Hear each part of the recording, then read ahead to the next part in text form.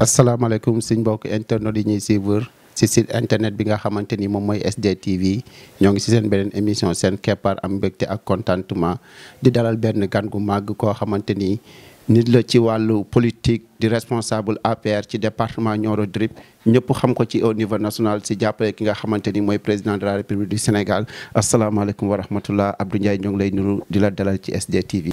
waaleykum salaam mon frère et ami Ali maa ngi leen di nuyu sénégalais yëpp ak sénégalaises yi di nuyu sama waa département muy département Nioro di waa Sine ak Saloum vraiment je suis très ravi aujourd'hui d'être avec vous ci seen émission bu am importance bii ngeen di def donc occasion la pour man ma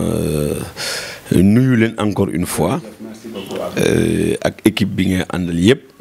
parce que ñëpp xam nañ ne yow sama xarit nga te sama rakk nga te doomu Nioro nga aussi merci. ñoo ngi am mbégte ak contentement di dugg ci waxtaan bi nga xamante ni moom moo ñu fi indi tey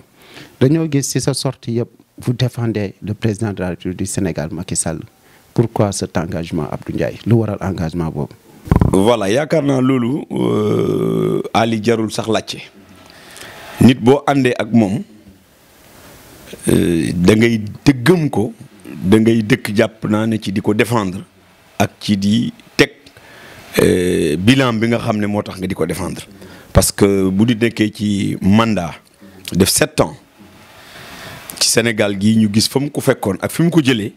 wax dëgg yàlla jaadu na pour bu ñu nekkaatee ak moom jàppaat ci ba mu am beneen mandat war ko doxal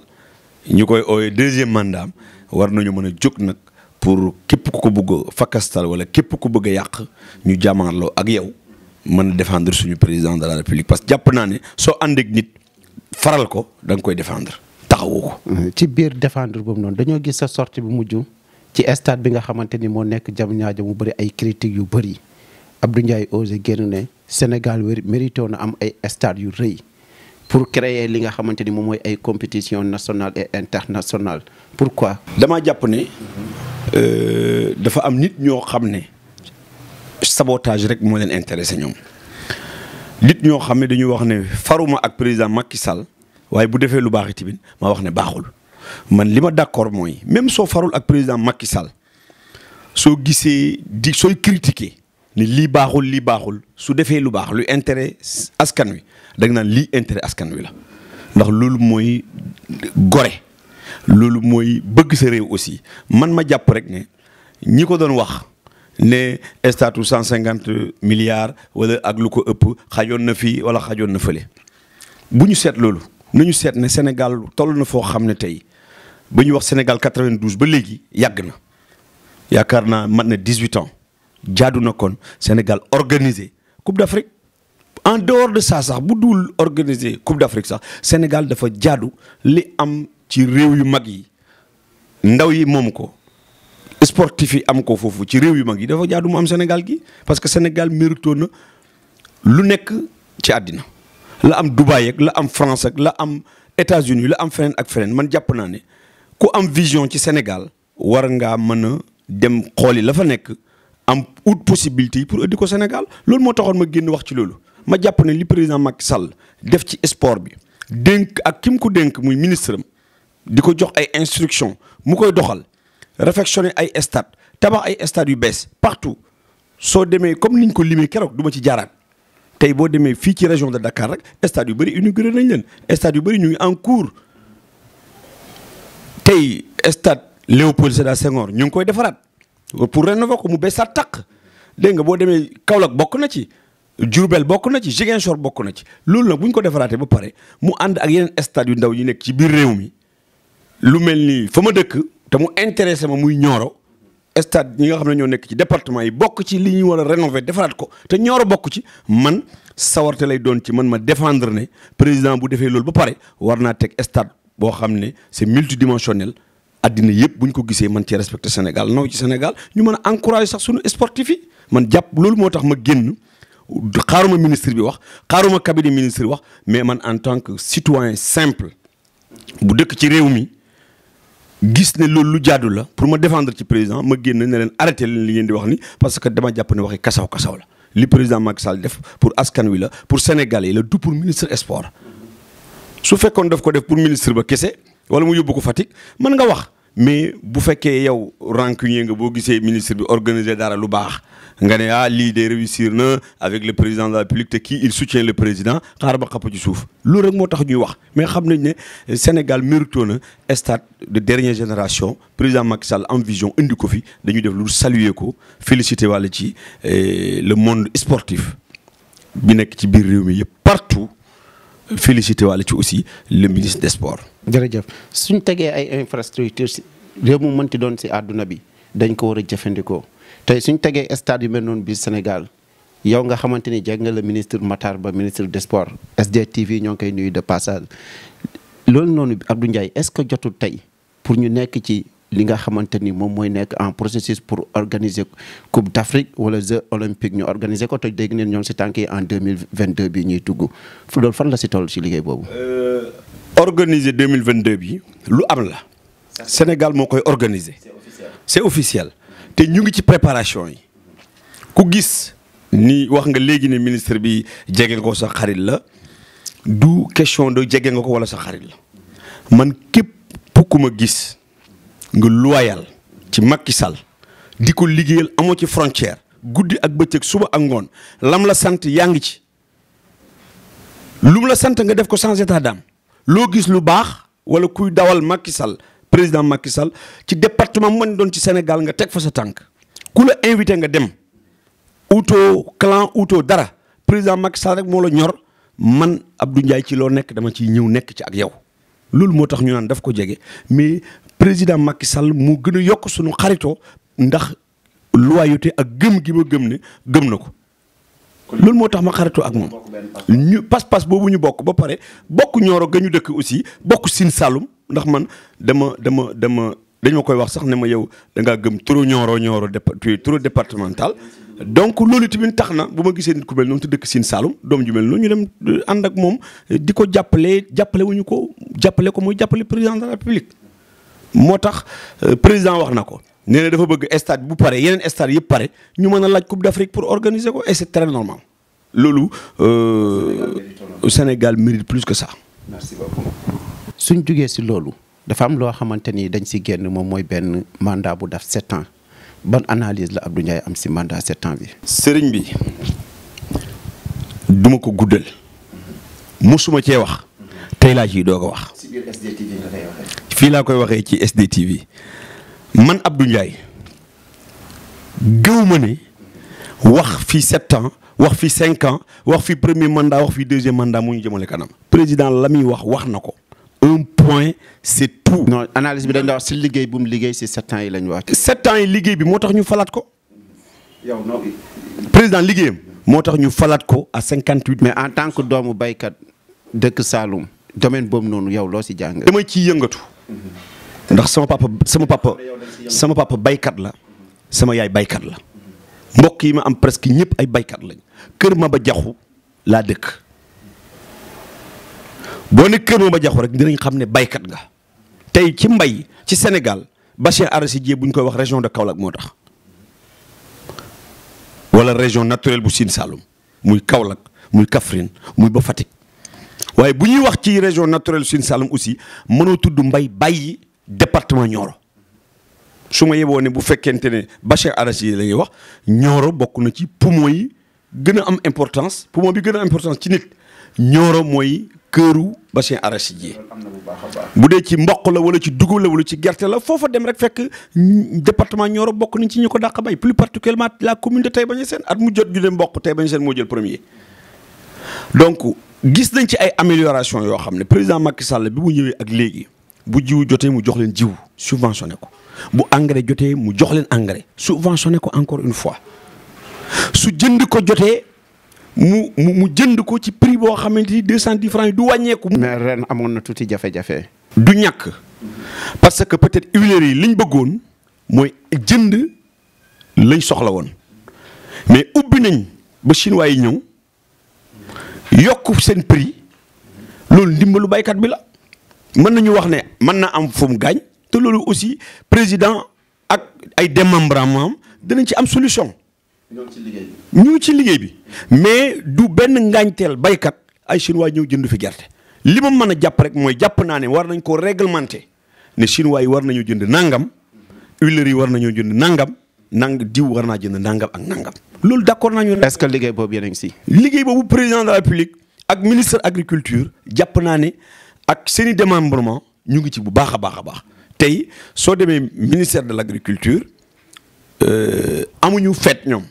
bu nit ñi di vacances ñu ngi ci àll bi partout man fu ministre agriculture dem ci Saloum ànd naa ak moom dem fa ànduma ak moom parce que dama bëgg ànd ak moom wala daf ma neex wala nangam dama ànd ak moom parce que Saloum la jëm te doomu Saloum laa te doomu baykat laa war nañu dem xool lan moo fi nekkoon démb yan amélioration moo ci ñëw ak ëllëg fan lañ fas yéene yóbbu ko te loolu li président tracé doy nañu tey baykat boo dem ci àll bi bu amee gerteem prix bu ko neex la koy jaayee su ko neexee mu jaay tey benn mbaam bu subaa mu jaay ñetti mbaam bu gannaaw subaa mu jaay ñeenti mbaam bu gannaawaati suba mu jaay leneen ak leneen donc mën naa métti ci ñii waaye day baax ci baykat yi moom jàpp naa ne ren amuñu dara lu dul satisfaction totale ci gerte giñ jaay ci prix bu normal bu baax tax état bi prix bañ doon jëndee wàññiwuñu ko dañ ko bàyyi noonu 210 francs chinois yi dem nañ ba jënd nañ sax ak yeneen i commerçant Sonacos sax dégg ngeen ne yokku nañ ren baykat jaay na kilo gerteem 300 jaay na ko 325 am na ñu jaay 350 loolu xéwal la ci ñun baykat yi mais suñ ne am na inconvénient aussi mooy am na huileries yoo xam ne peut-être ay lu mel ni Sonacos ak ñeneen ñi dana am ay emploi yu fa manqué wala yoo xam ne danañ ko wàññi ak yooyu. te consommation locale bi tamit dina wàññeeku. mais jàpp naa ne yooyu yëpp président ak waa ministère bi ak Sonacos ak huileries yëpp ñu ngi ci waxtaan di seet yan solution. te liggéey boobu dinañ si intégré baykat yi wala. président lu mu def ci mbay mi intégré na ci ay baykat amul benn instance bu ay baykat wër. organiser benn organisation paysanne amul ci réew mi bu ñuy def dara ministère agriculture du ñu ci boole. jërëjëf léegi suñ jugee ko ci loolu dañuy dugg Abdou Ndiaye 7 ans yi ñu génn di jëm ci benn mandat bu 5 ans ci bay bi war na am lu ñu amélioré yan secteur nga jàpp ne Sénégal tamit war neen si mën a amélioré. man jàpp naa ne tey ci département bu ma dëkkee. loolu dinañ si dugg ci département bi mais au niveau national. au niveau national ci lu ñu nekk nii tey présentement au moment où nous parlons. président mu ngi ak le ministre délégué en charge de la DER ak Diamniadio pour def seen bilan li passé ak ci fi ñu jëm jàpp naa ne loolu bokk na ci levier yi nga xam ne bëgg naa man ci sama coobare boobu may ñaan ñu gën ko yokk gën ko dooleel ba nga xamante ne nii lañ commencé woon parce que am nañu su gis seen bopp parce que man li ma gën a intéressé tey ci réew mi ci développement réew mi dama jàpp ne xëyu ndaw yi la. la question de l'emploi. parce que tey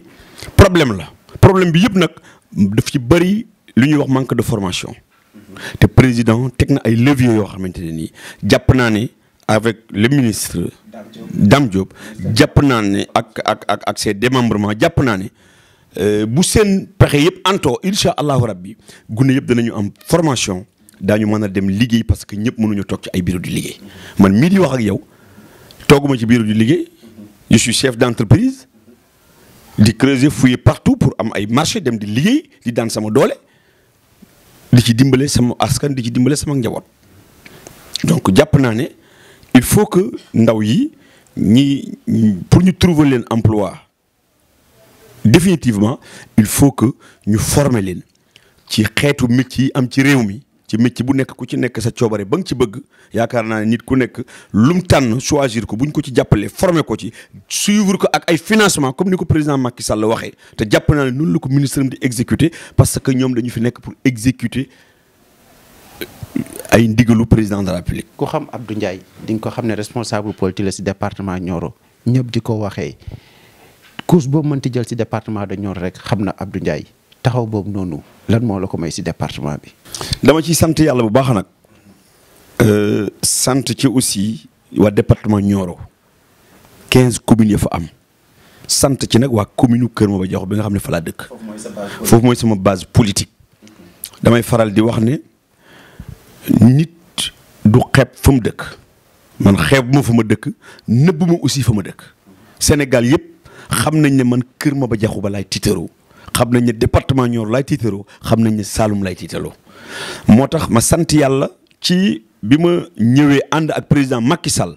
dégg ko mu defoon ay dige ci département Nioro ne seen yoon woowu ku jëlee Dingiraay ba poste Kër Ayib danaa ko defar président Macky Sall defar na ko mu ne diggante Kaolack ba poste Kër ba Sokone ci région bi la bokk danaa ko defar. dinañ dugg ci réalisation yi mais yow sa taxawaay boo am ba nit ñëpp di wax Abdou lu la ko may lañ soxla. taxawaay boobu lenn rek la mooy dëkk ci say mbokk ànd ak it say mbokk Kër Maba Diakhou ba dama faa dëkk ñuy sama ay mbokk ma bokk ci ñi nga xamee tey fa la ñu juddoo yaroo fa màggee fa liñ xam a kas néew ci xam-xam ñu jàngee ko fa ba jógee fa dem Kër Madiabel jógee Kër Madiabel dem Kaolack def fa tuuti doogoo ñëw Ndakaaru fii di daan sunu doole yàlla xiir yu ci politique ñu di ko def ànd ci ak président Macky Sall waaye lu nit di ut ci àddina na nga am xol bu rafet bu yaatu jëmale ko ci sa ay mbokk ak ci sa ay xarit ak ci sa ay dëkkandoo lu ma Kër Maba Diakhou bëgg man maa leen bëgg ko raw xam nga lu tax damaa ñëw fekk suñu ay papa di fa politique ma leen di rendre hommage muy le vieux Mamour Thiam di rendre hommage l'ancien président de la communauté rurale de Kër Maba Diakhou muy El Hadj Mar Khady Diagne bi ma leen di rendre hommage ci biir SDTV wax nga dëgg ndax fii laa ko war a defee ndax ay doomi Saloum laa nekkal mu fier ci man ma wax la ko léegi muy El Hadj Mar Khady Diagne génn àdduna barki dem ma koy ñaanal yàlla yokku leeram te teeru ko ci àjjana yi gën a kawe mu njëkk a nekk PCR foofu dans les années 80 Aliou Coupé ñëw moom itamit yàlla moom na ko ñu koy ñaanal yàlla Ousmane Sylla nekk fa président communauté rurale ba commencé fa ci maire yi moom it ñu koy ñaanal yàlla xare ko àjjana ba ci maire bii nekk fa tey may rendre hommage ñooñu nekkoon fa dem te gisatuñ leen ma gis xeex bi ñu doon xeex Aliou Coupé Diallo El Hadj Mar Khady Diagne waaye ma jëlee loolu yëpp ci sama maam El Hadj Ndiogou Ndiaye bi doon xeex pour Kër Maba Diakhou nekk communauté rurale boo demee Sambumba Djibi Thiam Vélingara nga dem fa la même chose get ak foo mën di dem ci commune boobu dafa amoon ay personnalité yu politique yoo xamante ni fuñ génn maam Ousmane ba day xam ne waa Waalo ñëw nañu bu dee ci Abbas la ñu xam ne Abbas xam ne waa Waalo ñëw nañu ma xool loolu ne man mii ñii lañ daan def bugguma puso bi réeré ci ñun Alaaji Njóogu sama maam la moo jur sama yaay ma jóg takk sama tubay di jóg ak a daanu di daanoo ko jóg yàlla di indi ay suturaam ma koy bokk ak ñoom ñoom it lañ am ñu koy bokk ak man su ma jógee ñëpp sotle ma Kër Maba Diakhou suñ ne Abdou Ndiaye meeting moo am Abdou Ndiaye ngi dem ñëpp sotle ma xam nga lu tax xeebuma kenn Kër Maba dama jàpp ne ñun ñëpp ñoo bokk juddoo foofu yaroo fa nous sommes au même pied d'égalité te bu ñu dee séparé lañ am 7 mètres par cale ñu suul ñu ci suusu Kër Maba Diakhou foofu ndax fu ñu sori bu ñu dee it li ñu ñaan yàlla mooy delluwaat Kër Maba Diakhou ba ma xam loolu xam ne dara saxut ci àddina sama yaay nekkoon fa ak ay moromam di soq ak bojj mu métti lool fekkee naa man bi sama kër yaay di tabaskee sikketu béy sama yaay dem ci luuma yi ndax man maay sama caatu papa Ali da nga touché fu am importance ci man maay sama caatu papa bi muy génn àdduna 5 ans la am may yaroo sama kër maam ci sama nijaay may gis sama yaay di daw ci luuma yi guddi ak bëccëg suba ak ngoon sàkkat yi daanu mu di ko defar ak sama ay mag yu góor ñoom bu xëy dem tool bay bu tabaski jotee bu ñu amul xar ut bëy tabaskee ko loolu yokkuma jom moment yu métti yooyu su ma koy fàttaliku damay sant yàlla toujours yàlla di ma dimbali sama njàng sax soriwul Ali looloo ko waral pour bëgg dimbali waajur bu muy dimbali waajur ma xam ne Kër Maba xaj na ci ma ne damay politique boole ci Kër Maba Diakhou ba may politique Kër Maba nijaay yi jóg xarit yi jóg mbokk yi jóg amul soose amul pël amul wolof amul joola amul bambara couche yëpp jóg may rendre hommage sama ay yaay ku mel ni Adja Niang Thiam ku mel ni Alaaji Sada Diallo ku mel ni ñoom Seydou Ly waa Kogère yooyu ñoom ñëpp jóg ñoom ñëpp jóg jàppale ma man ni ma am jom lu ma am yóbbu ko fa Ali man xeebalu ma kenn ngénteem xeebalu ma kenn céetam xeebalu ma kenn dëccam loolu moo waral sympathie bi ma laaj bi am foofu loolu rek la nit ñi da ngay am ak ñoom jàmm wàccee sa bopp xam ne dara du dara lépp da nga ko fi bàyyi dem nga mel comme ñoom dëkk ak ñoom dañ lay bëgg. ñu gis ne Abdou Karmaba avant Macky Sall di ñëw yoon yi métti woon na jigéen ñi sonnoon neen si bojj yi financement DER yi Abdou activité yooyu yëpp di xeex di ko yóbbu Karmaba wax nga léegi ne cofeel la ak bëgg Karmaba mais doole jooju lan moo ko may Abdou ba mu ko mën a jëlee Dakar yóbbu ko ba biir département Nioro si Karmaba. doole jooju Kër Maba Jaxu ñoo ma ko mayaat encore ak département Nioro. bu président xamee ne kii fa mu dëkk moo ko tax a jóg boo ko laajee mu dimbali la soo laajee ay démembrement ñi mu dénk ñu dimbali la man ci télé lay toog di wax utuma dara pour sama poche bi yàlla ak may dimbali entreprise bi ma yore mu ngi amee sama njaboot gi mu ngi amee samay mbokk sama waa famille maa ngi ciy jëlit di ci dimbali ay jaam yàlla ci politique jarul wax man bugguma def dara ma sàmba yëg ko wala ma dem ba yëg ko. lan mooy relation Abdou Ndiaye ak leader politique yi nekk département Nioro. jàmm salaam sutura ëmbante yéene wante jàmm ña fa nekk ñëpp di fukki maire ak juróom ci ñoom lay commencé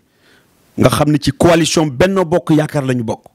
ñëpp laa yéene jàmm parce que damaa gis ne ñoom ñëpp ay jàmbaar lañ ku ci xëy yaa ngi xeex di daw guddi ak bëccëg pour lu defar sa commune. Bravo à nos maires qui sont dans le département de Nioro. Bravo à nos maires. Oui. Mais maires yoo xam ne dañuy jël lu Macky Sall liggéey réaliser ko di ko mbubboo Abdou ne bravo. Tombe day waral ay gaaf. mais defuñ ko. dama ne tombe mooy waral ay gaaf soo nekkee ci barab lu fa ñëw ci lu baax président bu ko fa indi parce que un maire dama jàpp ne président la représenté ci commune ba dafa war di xeex di dem di jëli lam am di ko ci def su président defee jàpp naa ne maire ba sax moo ko war a matérialiser wane ko ne lii président moo ko def. merci beaucoup loo wax ne dafa war a taxaw wane ko ne président moo ko def te maire peuple bi la représenté. pourquoi ñuy nax le peuple. comme maire jàpp ma ne maire dafay nax peuple comme maire bi dafa nekkal population bi nekkal fa état bi dox diggante population bi ak état bi su état bi defee kay jàpp naa ne moom rek moo def. yow loolu nga jàpp mais demee wut noonu ci wàllu doxalin. bu fekkente ne jàpp ma ne maire yi defuñ li maire kese sans l'appui de l'état mënul def lu bëri. il faut tey boo demee Nioro du Rip Nioro commune. voilà loolu. tey boo demee Nioro commune. da ngay xam ne fii la fi Macky Sall diggé woon def na ko. lu fi Macky diggé woon def na ko Ali Nioro booy dugg Paoskoto. waxuma sax loolu boo dugg Dingaraay ba romb Nioro ba ci pont Banjul bi lépp a leer ruq par ruq man sama kër ci gannaaw ci banlieue Nioro bi la nekkoon tey président Macky Sall yoon la def mu jaar ci buntu kër ga. président fii lu fi sotti président Macky Sall. ba ñu déggee loolu Abdou leeral na ko bu baax a baax. lu fi sotti président Macky Sall la. waaye buy demi tamit ci ka fa nekk lay jaar nag yow tamit Ali. jërëjëf en tout cas question bi leer na bu baax buñ nax kenn lépp li nga xamante ni réalisation la ñu def ko ci département Nioro mu jugee ko ci wàllu tali jugee ko ci li nga xamante ni mooy financement DER ci président de la République jugee ko Abdou tey suñ émission moo ngi waaj a jeex mais dafa am actualité yoo xamante ni dañ si war a dugg. waaw mais bala nga cee dugg da ngaa tudd léegi ay DER. maa ngi leen di remercier au passage man yaakaar naa Kër Ma bokk na ci ñi DER njëkk a financé 10 millions de francs CFA. la indi foofu ay jeunes ak ay femmes jël ko di ci liggéey di fay 10 millions de francs CFA man ñi maa ko doon lijjanti ak ñoom ñu ebal équipe mu jógee Kër Maba ñu def ab forum def assemblée générale. te yóbbu nga fa waa 3FPT aussi. 3FPT dem nañ fa te suivi bi ñu ngi koy def ak le ministre incha allahu rabbi du yàgg dara danañ fa delluwaat xam nga lu ma gëm. bu ñu amee ay ay moulins. ñaata nit nga jàppale ñu financé leen si DER. en tout cas joxe nañ fa 10 millions yoo xamante ni je crois plus de 40 personnes. ku ci nekk jot na ci. ku ci nekk lañ la jox ci activité ba nga bëgg a def yaa ngi koy def. macha allah bi ci topp mooy famille yi jot nañ fi financement ci nguuru président Macky Sall yàggul Moustapha Diop moo nekkoon microfinance 5 millions de francs CFA pour la commune de Kër Maba Diakhouba jigéen ñi jël ko tas ko ci seen biir di ci liggéey di fay présidente Niang Thiam moo ko dirigé ñoom aji Diagne di ko ci jàppale ak ñoom Soxna Diallo ma leen di remercier au passage ak Seynabou Fall ñun ñoo amee woon kuréel gi doon saytu 5 millions yooyu. man damay am kersa su ma jógee Kër Maba di dem Passy Xor pour bi bu nawet jotee kenn du fa mën a jaar. su may jógee Kër Maba di dem walla dex Njaayeen poste xur bi oto mënu faa jaar soo fa jógee jëm ci la grand ba ñangeen Sambumba yoon bi oto mënu faa jaar bu nawet jotee loolu ñu ngi ñaan président boo jógee Kër Maba pour dem Porokhane problème la pour nga dem fa ñu ngi ñaan président de la république Macky Sall mi nga xam ne moo nekk Sénégal di def lu baax di dimbali askanam te ñun ñu gëm ko ànd ak moom te bu élection jotee département Nioro ak commune Kër Maba Diakhou ba nga xam ne bi département bi la bokk jox ko majorité bi mu soxla woon yaakaar naa Kër Maba Diakhou ak romb nañ 80% ci élection yi passé présidentielles yi département Nioro la même chose donc may wax président ne ko Kër Maba tey soxla na yoon yooyu ñu dimbali ñu ci mais Kër Maba soxla na tey ndaw yi nekk foofu guddi ak bëccëg ñi jàng ba pare ñi jànguñu ba pare ñi jànguñu ñi am ay métier soxla nañu aussi mu gën cee jàppale Kër Maba Diakhou ba di ci demander appui du appui argent mais appui de formation là appui d'emploi de matériel et de financement à tous les ministères muy ministère de la femme muy ministère de la jeunesse madame Néné Fatou Tall que je félicite au passage muy ñoom ñëpp nag ñu leen di ci woo pour luñ ak ministre Dame Diop pour ñu ñëw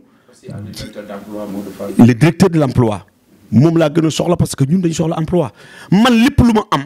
ndaw yi nekk ci biir Kër Maba ak département Nioro am liggéey moo ko gënal lépp lu ma am étudiants yi nekk ci biir université bi di sonn guddi ak bëccëg nga xam ne amuñu mairie ñun pour jël ci xaalis jox leen loolu soo ko amee woon sax dafay métti amee wuñu ministère bu ñuy génnee ci bu ñuy am ay salaire di leen ko jox nekkuñu ay directeur waaye lu ñuy forokas néew man maa ngi koy préparé actuellement nii at mu jot dama koy def ren dama ci yokk Kaolack étudiants yi fa nekk te dëkk commune Kër Maba ak Ziguinchor étudiants yi fa nekk te dëkk commune Kër Maba Diakhou ba ak Dakar gii chaque année la ma amoon dama mu néew mu bëri dama leen ko daan dimbali ren aussi maa ngi préparé incha allah ci mois de mars bi pour def ko loolu dañ koy def pour dimbali suñu ay étudiants pour jàppale leen en tout cas may ñaanaat président mu gën a gestuwaat département Nioro surtout ndaw yi surtout yoon yi ci communes yi mais féliciter aussi waa Sénélec parce que ñu ngi def liggéey bu am importance dama bëgg ñu gaaw yokk ko parce que département Nioro tey barki démb ànd nañ ak directeur Sénélec wàkkangu na taal nañ fa presque ay villages yu bari Kër Maba may féliciter dans la zone de Thille Grand dama bëgg département Nioro 558 villages ya fa am yëpp am courant ndaw yi kuy dem sa dëkk du ndaw yëpp a ko mën a am mais 558 au moins 400 yi wala 300 yi kuy dem taal sa oto boo xamante ne nii yaa ko ñaqal sa bopp am ko loolu président moo ñu ci mën a dimbale nguur gi moo ñu ci mën a jàppale donc maa ngi lancé un appel encore au président de la République Macky Sall moom mi nga xam ne ñun waa département ñoo dañu ànd ak ñoom te hésité wuñu mu jàppale ñu dimbale ñu su ma ne mu jàppale ñu waa Benno Bokk Yaakaar yëpp tax may wax parce que tey ñun ni ñuy doxee Nioro Benno la ñuy doxee directeur yi ñu amoon bareetul wàññeeku na bëgg naa président Macky Sall xoolaat loolu yokk ay directeur Nioro amaguñu wante directeur yu am njëriñ benn ministre lañ am wante directeur yu am njëriñ tamit ci askan wi ma ne man jàpp naa ne nit mën na maa bañ a amal njëriñ bañ laa amal njëriñ keneen kooku am na njëriñ tey boo demee Aprosi Diamniadio am na ñu dëkk Nioro ñu nga fa di liggéey tey boo demee Aprosi ci Diamniadio am na ñu dëkk ci yeneen commune ci département Nioro ñu nga fa di liggéey peut-être xalangu moo dajul suuf borom it la man mu ngi koy def maa ngi koy féliciter de passage di ñaan yàlla yokk ko ca la muy def di waxit président ne ko dañoo wàññeeku na président yokk directeur yi Nioro amul ministre benn ministre conseil la ñu am Aliou Sall la maa ngi koy nuyu au passage mais na ko yokk féliciter suñuy député encouragé leen ku mel ni Malaw Sow ku mel ni Jéema Ndiaye ba maa ngi leen di féliciter di leen encouragé li gis naa liggéey bi ñuy def assemblée bu ñu xeebal kenn ca lam nekk waa PS yi Serigne Mbaye Thiam mu nga fa Ali Mané mu nga fa ñu ngi def lu ñu mën ak seen i partisans AFP le président de l'assemblée ñu ngi Nioro moom it ak équipe am gis nga fi léegi Moustapha Thiam sama xarit la mu ngay def liggéey bu am importance fa mu dëkk donc damay ñaan président mu yokk doole waa département Nioro damay ñaan président mu gën a dimbale ndaw waa Nioro rawatina muy waa COJER muy waa maire mu yokk seen doole tey boo dimbalee ab Wahab Dieye wala ab Aliou Fall wala am Amal Tambédou ñu yokku wala nga dem kër ma dimbale fa am Sada Diallo wala Seydou Ly mu yokku ma koy remercier au passage ndax ñoom ñoo may jàppale tey boo demee foofu Sada il est l'inspecteur départemental des sports de Nioro dëkk commune Kër Maba dafa def liggéey bu am importance ànd ak ña fa nekk Seydou Ly nekk fa responsable COJER jeunesse ouverte à Abdou Ndiaye nekk fa les amis de Abdou Ndiaye nekk ci département Nioro dama leen di sant nag dama leen di gërëm Ali da ngeen ma jox occasion boo xam ne tey sant samay mbokk la sant waa département Nioro ñaan président mu yokk Nioro parce que dañoo bëgg APR ci Nioro am ay ministre ci biir gouvernement président Macky Sall dañu bëgg APR am ay direction yu am doole ci biir département Nioro comme ak Benno comme ñëpp te itamit bu muy fàtte ay ndawam président Macky Sall maa ngi lay lancer un appel Nioro dañu ànd ak yow Nioro triché wuñu Nioro ànd nañ ak yow Nioro boo loo santaane ñu def ko soo teree ñu bàyyi ca bu njëkk boobu avant ñun sax ñu ciy nekk ba ci ñoom Malaw Sow ju nekk di def liggéey bu am importance ak ñoom Maguette Niass ba tey ñun ñëpp ñu bokk ko ba premier mandat bi jeex Nioro gis nañ say réalisation ci département bi ñu ngi la ci sant di la ci gërëm waaye dañoo bëgg courant bi gën a yokk département Nioro infrastructure yi gën a yokk département Nioro ba commune booy dem jaar ci tali bu ñuul kuk dañoo bëgg emploi yi gën a bëri département Nioro dañu bëgg département Nioro APR am ay ministre ay directeurs yu gën a am doole parce que ña fa nekk jàmbaar lañ naam ñu ngi góorgóorlu waaye man damay ñaan ñu dolli leen dolliwaale ay ndawu département. tey Abdou suñ la joxoon kàddu gi pour nga wax ci SDTV ban kàddu ngay wax waa SDTV. féliciter leen encourager leen. parce que nit ñi booy créer dara dañuy wax ne du dem mais ngeen am jom am fulla am fayda kenn gisul leen ci taxawaalu. kenn gisul leen nit nag li may faral di wax mën nañ ko di waxal lu nekk ci gannaawam di yàq deram di ko waxal lu bon mën nañu wax sax comme man lañ may wax lu ne lañ may wax lu ne laay dégg waaye li may dégg ci lu baax mu ëpp li may dégg ci lu bon moo tax ma di ko muñ yéen tamit loolu laa leen di digal jàpp leen teew bàyyi fa TFM dem tey seen ñu koy wax seen TV RTS ak feneen fu nekk mën ngeen a dem sax fu ko raw loolu laan di ñaanal yàlla di la remercier nag yow tamit ndax sama rakk nga sama xarit nga ku ma yàgg jàppale nga ku ma yàgg dimbale nga ku ma yàgg yéene jàmm nga parce que lu xew nga jël sa téléphone woo ma jël ko ak jox ma ay conseil li may mujjee ci loolu mooy di leen waxaa rek bu leen déglu kenn da ngeen dégg lu nekk da ngeen gis lu nekk